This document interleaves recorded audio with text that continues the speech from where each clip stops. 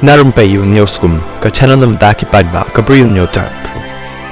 Unang yalam jong kaliang persya apo ka Khasi Autonomous District Council ke CDC uba Titos Tarwel Khan hakasing nang kong uloong baka ne ka election MDC ki paidbah ki klet ya ka party la dajia badan ukertong uba biang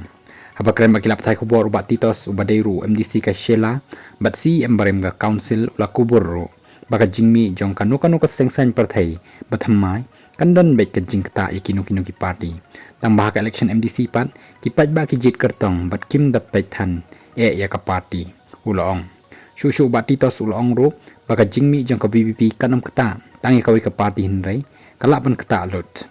kamut baka ni kan Ktah tang kawi ka party Hynrei POE kumbalong menta ka kongres ru ka her bahawat lamen shwa ka khlan bha badan hado arphongut ke MLA bat bon ngut ke MDC Hynrei menta sa satang weu MLA bat angut ke MDC kumta pinong shanu kini ki kongres ki lek ula bo ikan ga jingkali nang tau ong ro balada phai sa ka UDP menshwa ka tlat Hynrei ha ka election balada ka khlan namar na kan reu ngut ki MLA ka kiu sa ka khat angut ki MLA bat ki MDC menshwa kim ju yo banyalam ya ka executive committee Hynrei ha ka ni ka samai ba menta ki lai yo banyalam ya ka executive committee kumbalai snemtam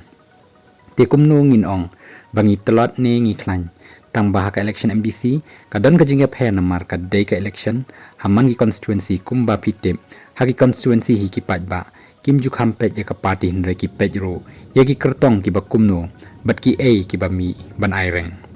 uteu MDC bala job bon sin na sora uyai banro bahaka ni ka election MDC ka banwan Baroh ki party kin job tang ba marka nungut kin yo kata ka shong haka bor jong paidbah ban rai